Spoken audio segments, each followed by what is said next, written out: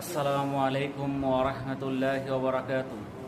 গাড়ি ঘোড়ার শব্দ করতেছে না, মাইক বাজতেছে না, ওগুলা কিন্তু শব্দ দূষণ না। এখন এই আজানের আওয়াজকে ইন্ডিয়াতে শব্দ দূষণ করে তারা প্রচারণা চালাইতেছে। এই শব্দ দূষণের অজুহাতে মুম্বাইয়ের 1500 মসজিদ থেকে মাইক খোলা হয়েছে। 1500 মসজিদ থেকে মাইক খোলা হয়েছে। খুলছে কারা? প্রশাসন।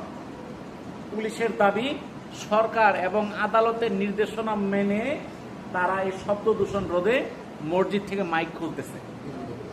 মাইক দিয়ে আজান দিতে পারবে না। এটা মুম্বাইয়ে শুরু হয়েছে। এটা কি আপনি মনে করেন এটা মুম্বাই শুরু হয়েছে, এটা ওখানেই থাকবে? এটা সারা ইন্ডিয়াতেই চালু হবে। দিল্লিতে যাবে, গুজরাটে যাবে, কলকাতায় যাবে, চেন্নাই যাবে। এরপর একটা একটা করে প্রত্যেকটা প্রদেশে এই মাইকের আওয়াজকে বন্ধ করে দেওয়া হবে। কিন্তু আজকে আমরা নীরব। যখন আমরা প্রতিবাদ করি, কখন? যখন ওই ফ্রান্সে ইসলামের বিরুদ্ধে আলোচনা হয়, গাজায় যখন ইসলামের বিরুদ্ধে কোনো কিছু করা হয়, তখন আমরা এখান থেকে প্রতিবাদ করি।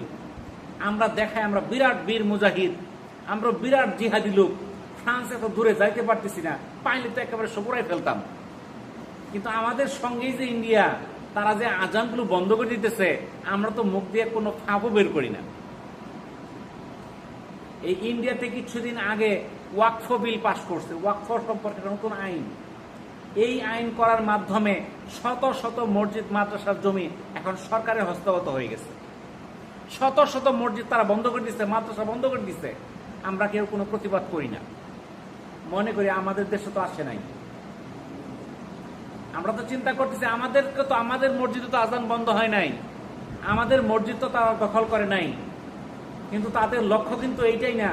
এই মুম্বাই তাদের লক্ষ্য না যে মুম্বাইয়ে তারা কি করবে, এই মসজিদের আজানগুলো বন্ধ করবে। এর পরবর্তী টার্গেট থাকবে ইন্ডিয়ার অন্যান্য প্রদেশগুলো,